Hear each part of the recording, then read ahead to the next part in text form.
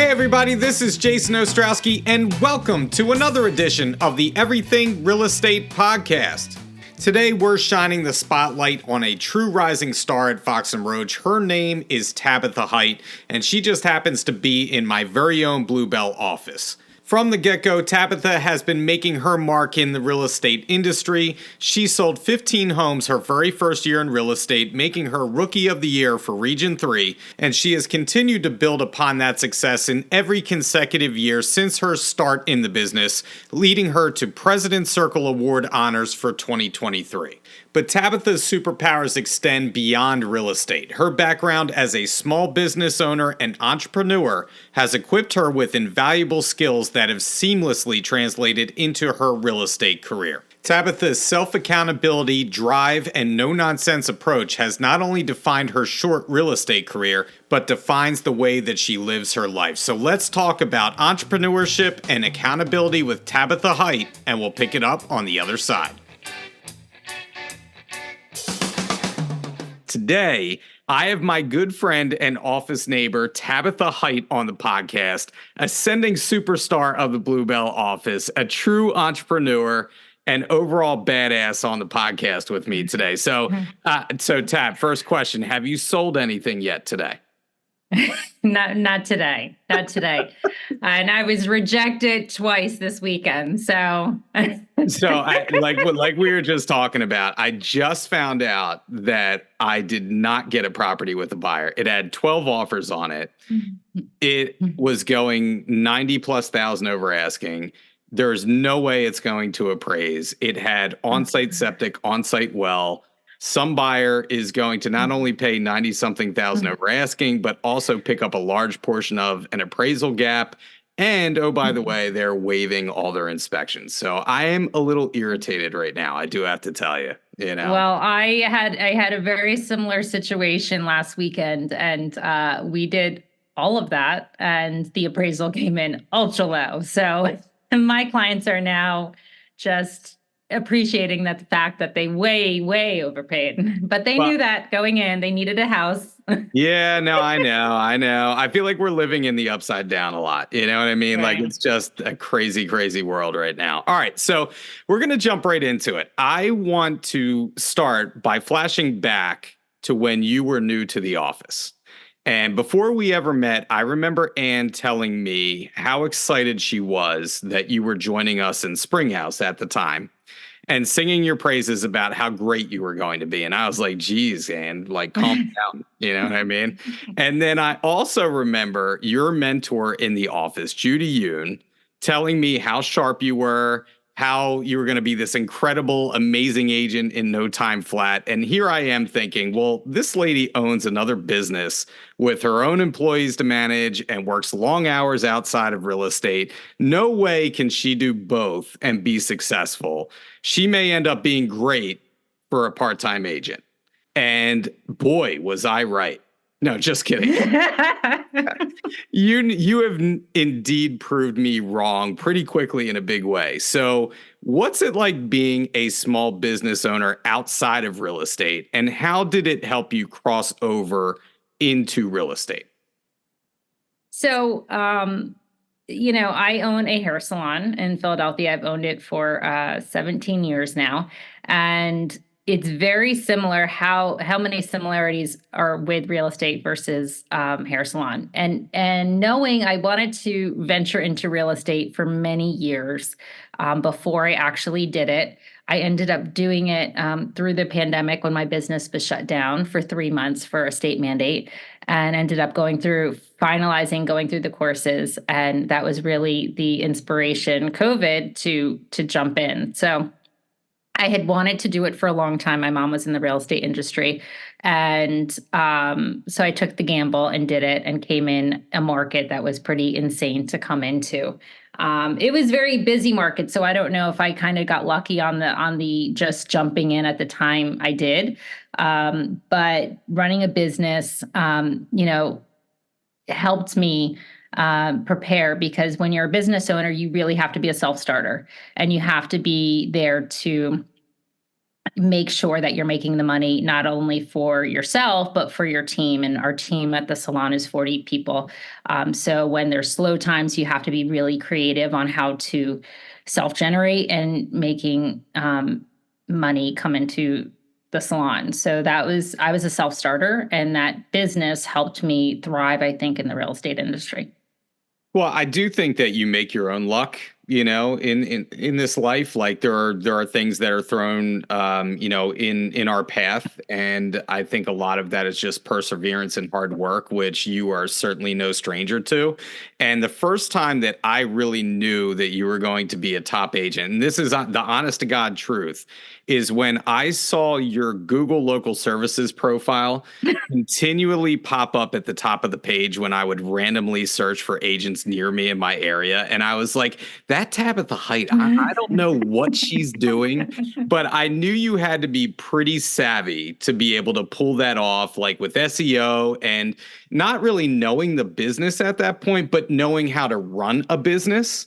I knew you were going to be good. And so, yeah, it translates. I mean, all that stuff we do in the salon industry when we're marketing, Google has been super important for the salon industry. So I knew it'd be actually more important for the real estate industry, and knowing how effective reviews can be. And the marketing piece of it too, having the salon and knowing to market yourself and your business, it really was similar on what you needed to do, I think, to grow the real estate business.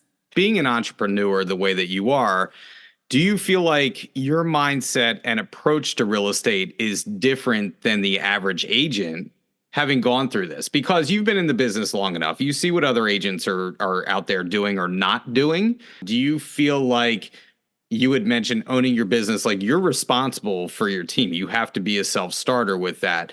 Do you feel like that mindset, that, getting in that zone before you ever got into real estate, gives you a leg up compared to a lot of other agents out there? I do think so. I think I don't know that if I started becoming a real estate agent at 21 or 22 right out of college, I would have been successful, because I feel like there's just a lot that you need to learn. And you have to be that self-motivated person to just go for it. It's a big risk to get into real estate. And I think sometimes people like going into hair. Sometimes people go into the hair industry thinking it might be easy. And it's not. So it takes being accountable, being talented. It takes, finding things to do during slow periods while you build your book. So in hair, it's different. And I never did hair itself. I always just managed employees. But that's what I trained individuals to be self-starters. And in the real estate, you can't just sit here waiting for your phone to ring for someone that wants to sell a house. You really have to market yourself and be out there, meeting people every single day, however it may be, to get people to want to trust you with a huge financial decision. So I think, being a little bit older coming into this, that helped. I just felt a little bit more secure on who I was and what I can offer to a consumer. So I think I came into it at the right time. I think I was ready the time I came into it, to do it.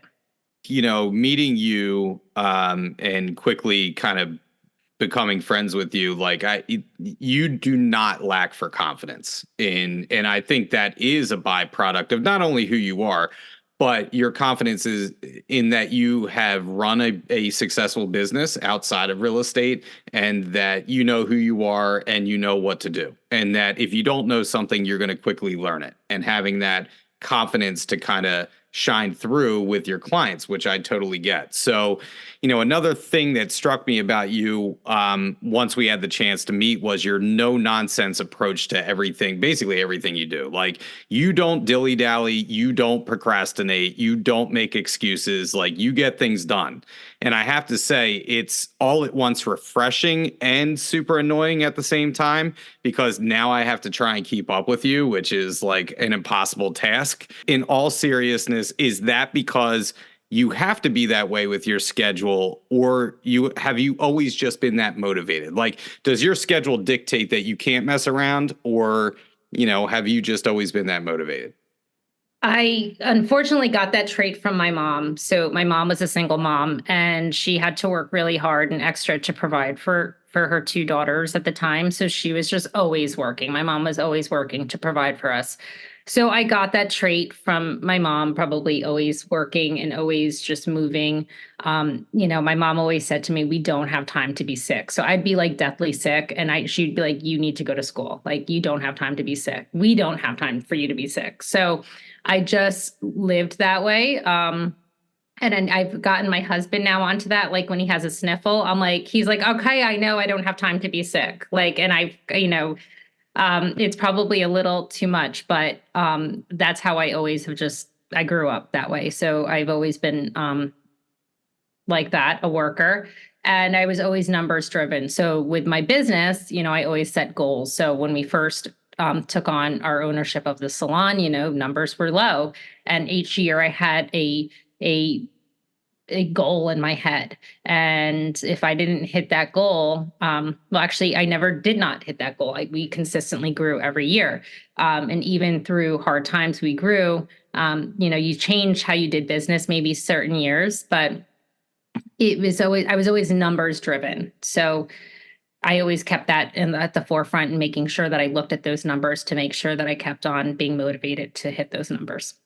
Yeah, I want to get into that more, because literally my very next question to you was, do you map out short and long-term goals for yourself? And are you a goal setter? And obviously you are. So like, do you have like an end point in your mind, or like long-term goals that you set? Like, do you want to, your yearly goals are one thing, but do you also have long-term goals for your salon or long-term goals for your real estate business? Do you envision something maybe that you want outside of real estate or outside of your hair salon that you're working towards? Like, is there an ultimate goal?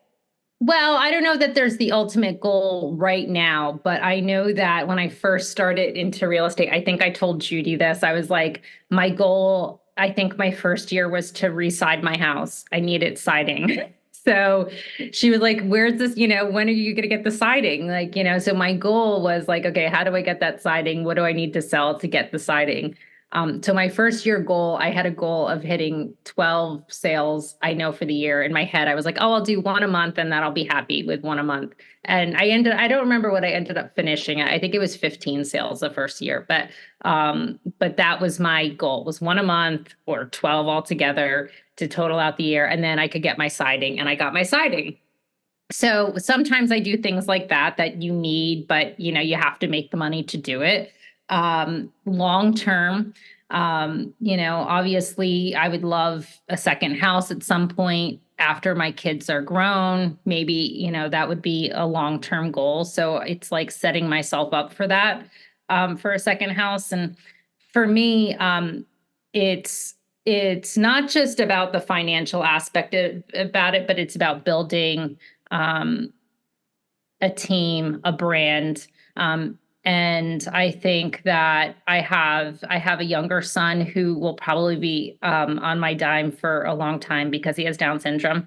So I have another mouth to feed and forever. So I, take that into accountability about what his goals are, what I'm going to need to provide for him later on. So for me, it's just work, work, work while I can and while I'm healthy enough to do it. Yeah, I totally get that. And yeah, you have some things in your life that are like deadly serious, right? Like, you need to provide, and you have a lot of pressure on you. And I feel like, in terms of goal setting, there are things that I envision in my mind all the time, like things that I want to work towards, whether that's, we made a goal of ours happen this year, and that was, getting a shore house, right? That was one of my long-term goals. I was so excited to make that happen. And now I'm focused on my next goal, which is actually getting a house in the mountains. That is my next. I envision these things, having. Are you thinking like the Poconos? We go to the Catskills a lot, so I think the Catskills will be my next, hopefully my next venture. and purchase. But yeah, just like you, like I feel like, okay, this is what I need to do. By the way, you won Rookie of the Year, right? You were I Rookie of the did, Year for yeah. our region. So like selling 15 properties your first year is amazing. Like, but you didn't rest on that. And that's the other thing. Like, you don't rest. And so like that's a great thing about you that I truly admire. And I'm not trying to blow smoke at you. I really, really do genuinely respect that about you. And if we get back into kind of the marketing of your small business, I know you're always thinking about trying to get people in the door, right? And I always try and focus on that in real estate. Like, what are we doing if we envision ourselves as our own office? What are we doing to get people in our front door? And so, are there techniques or strategies that you have learned through marketing your salon now that you do as an agent, right? We talked about Google. Are there some other things that you've kind of carried over and you work on that marketing wise to gain business in your real estate business? Yeah, I think it's very, very similar. So with the business, and at least in my business, which is, beauty, um, beauty services. So people just the power of internet is just so impactful right now. Unfortunately, or fortunately, I don't know what's, the worst, but for us, we use a software that not only alerts us or alerts our clients every time they leave the salon about how their service was, but it gives us an opportunity. Sometimes they take that further and go to Google and write a nice review, or not a great review, like if you get the negative review. But sometimes it doesn't go to Google, it just comes to us. And we're really able to, one, if it's a great review, tell our staff how great their review was, how they really came up and did a great job, and boost them and gives them confidence. And then it goes out there to the world to see, which is the majority of the clients that come into that building are looking at reviews. And they're seeing what someone said about the experience that they had at our business. So for us, we take those reviews. And if we do get a negative one, customer service has always been at the forefront of our business, and which is why it's at the forefront of my real estate business now, is that I reach out to every client, if they've had any type of negative experience, to express, I'm so sorry. I want to fix this. How we will do our best to make it not happen again. And I think not everyone's going to be perfect, but it's holding yourself accountable when you are not perfect and trying better next time. So I took that customer centric focus, and that was always been my focus on all my careers, and making sure that the customer comes first, and that I'll do whatever I can to ensure that the customer/client in real estate feels that they're heard, that they're protected, that they are listened to, and really we're making decisions on the real estate end of it that are going to be strong decisions for the rest of their life. I think another thing that is one of your strongest attributes is that allows you to be so successful is that you're consistent with everything that you do. And for the life of me, I don't know how you do some of these things. You own your salon, like we talked about. You're a productive real estate agent. You train for marathons and long runs all the time. You're cycling on a Peloton with Fit Fox Tribe. You have kids, sports that we always talk about. You have family needs. You travel to conventions. You go to Summit. You name it, you still do all these things, and you do them consistently. So how do you wake up every day of your life and just keep grinding away the way that you do with things? Like, how do you get through the valleys that, we all face, right? There are Right. times that we just don't want to wake up and do it. How do you just keep doing it and keep driving at things consistently? Because at some point, and it was probably was the birth of my younger one at he's 14 years old, but at that point, life was really, really stressful for our family, and the business was crazy. And now having a child with special needs, just added to the plate. And that at moment, I just decided, like, every day I will wake up at 5 or 6 in the morning and get my hour of time.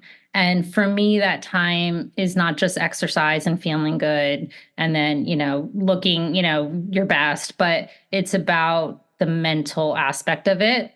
So it sets me on a good path for working and dealing with clients and dealing with kids and stress. So for me, it's like therapy. So 1 hour a day has to be mine. And when I don't get that, if I have to do it later in the day, my kids know right away.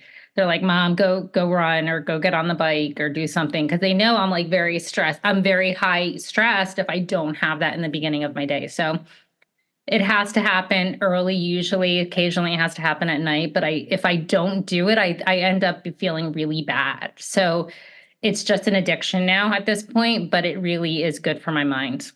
Well, I have the perfect story about you. All right. So this I think truly encapsulates who you are as a person. So we both went to the convention this year and we had a lot of fun, probably too much fun on Frenchman Street, the Oh yeah. we were there, right? So we hop on a plane and we come back from the convention and we get back home and we both get sick. All right. And so I am sick in bed, crying, woe is me, and being miserable, and I need attention from Anne, and blah, blah, blah. Oh, Anne said she had to give you attention. Exactly, like she always does. I just need an excuse for it. And meanwhile, you did something completely different. And not only different, just this is such a Tabitha story. So can you tell our listeners what you did, being sick, by the way, what you did after the convention when we got back? So I had to train for a relay where I ran from California to Las Vegas for 3 days straight with very minimal sleep. So I did it. I was sick, but I could not let down the charity, which is National Down Syndrome Society. And I wasn't going to let them down. So I did it. I pushed through and I survived. See, you just have to push through, Jason, and then you will survive. I think that's the difference between you and me, because I fold faster than like Superman on laundry day. You know what I mean? Like I am like, I'm amazed that you can do that. And you were, by the way, you didn't mention the RV part. By the way, can you talk about the RV part? So the RV follows the runner. So as you do your relay, then when you're done with your few miles and you jump in the RV and you get a little, food or rest or whatever. And then when your time is up again, you just keep going. The RV follows all the runners. So we were all in this very tight RV. Everything that I had for sickness, the entire RV probably had, because I was blowing my nose and coughing. And they're like, "Oh, this is great." But they all were kind of sick like, we're so glad you're here, Tabitha.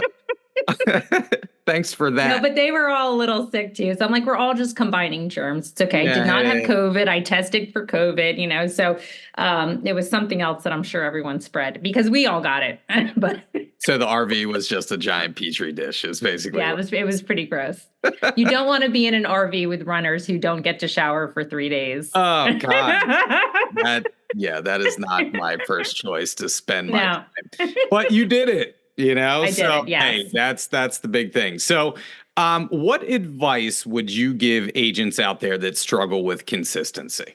I know a lot of that is, like you said, being a self-starter, but is there anything that you would impart on those agents that, quite honestly, aren't as consistent as you are?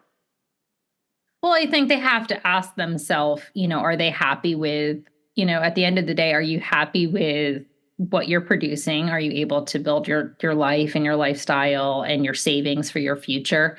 If you're happy with that, then there's no advice I can give. But if you're not happy with that, then you have to step outside your box. You have to hold yourself accountable.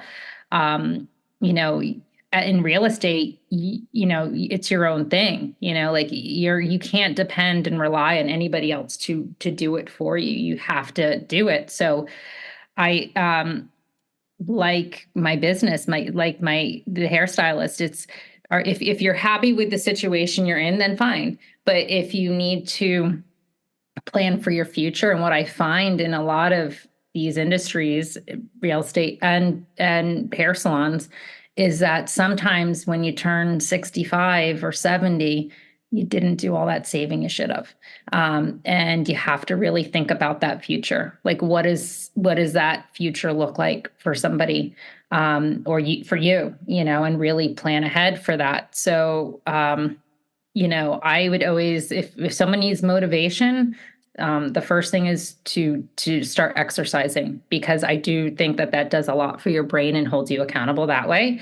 And whatever it may be, and exercise is in different forms for everybody. It's yoga, it's whatever. Just move your body so that you remain healthy and able. And then I would goal set, and whether it be savings goal set, just hold yourself accountable, because it's no one's fault but yours if you are not in the place you want to be. I think that's great advice. And I think even though you and I obviously are different people, I think we do connect in the fact where I feel like I always have a sense of urgency to my business. And I think, you have certain responsibilities for you and your family. Me personally, always in the back of my mind, I've dealt with some health struggles through my life and my career. And I never want to waste a minute. Because Right. I know kind of how it feels to be kind of sidelined and be off of the grid for a while because you're sick, or I'm always afraid, like, I don't know what the future holds. And so, like you said, I kind of want to produce while I can produce, because Mm-hmm. I don't know where I'm going to be in 10, 20 years from now, but I don't want to be struggling financially when that point comes, if it comes. Right. And so I think for us, we have different motivational things, but we're both motivated. We're both self-starters. And I think Mm-hmm. you and I both connect that way. So I think that's very helpful for people to hear from your perspective, like what makes you successful and what keeps you going. And I agree with you with the exercise thing. Like, I try my best. I'm not as consistent as you are, but I do try and get out to at least get outside for a while every day if I can. Right. And just kind of either walk or, a jog or whatever.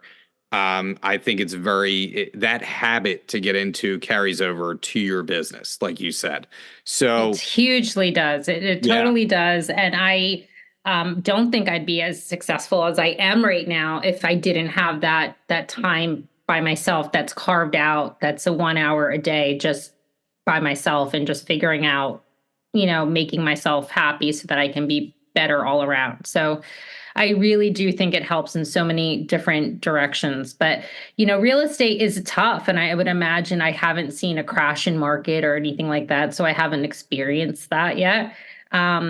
So I know that there's ups and downs, and it's like, okay, so if inventory is low, then maybe, I don't know, maybe we need to start working on rentals.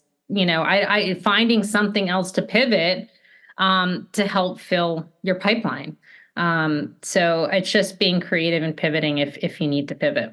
there's no excuse. And I think that's the thing. Like, both you and I, with the changes that are ahead in front of us with some of these lawsuits, I think it's the right time to keep that mindset where you're just gonna make it. Like, you're gonna Yep. find a path. You're gonna find another source of business, regardless of what's thrown in front of you. And I think there's just no stopping you. And hopefully, And no stopping you. yeah, I was going to say, hopefully that carries over to myself as well. So what's next? What's next for you to accomplish? Like, what do you want the next 5 years of your life to look like? What is success look like to you in the short term in the next few years?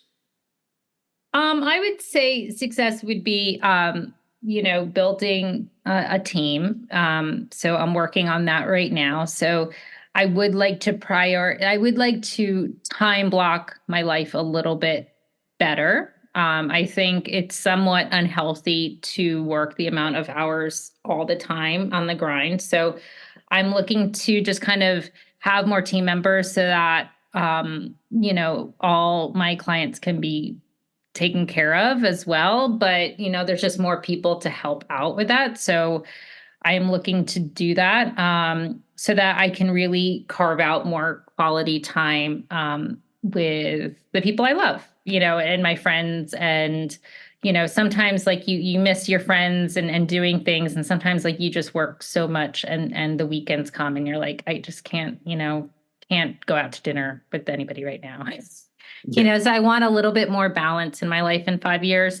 By then I'll have a kid in college and one more to go. But, so more balance for the next 5 years and expanding. I just got my license in New York, so I'll be expanding in that market as well. Yeah, I forgot that you had gotten your license in New York. So I mean, yeah, you have a lot of stuff personally on the horizon, and I know you'll accomplish all that you set out to do. So, last question before I let you get out of here. So, since you own a salon, and we're always working on marketing, like we talked about. So, do you ever think about giving your clients branded switchblade combs? And or free haircuts as settlement gifts?